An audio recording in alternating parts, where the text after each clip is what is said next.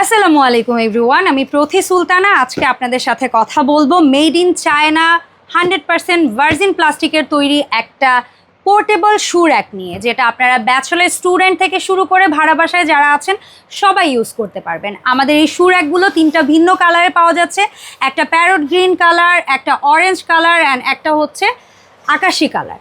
So এই তিনটা কালারের এই প্রোডাক্টটা আপনারা কিন্তু 64 জেলায় 100% ক্যাশ অন ডেলিভারিতে অর্ডার করতে পারবেন ভিডিও স্ক্রিনে দেখানো নাম্বারে।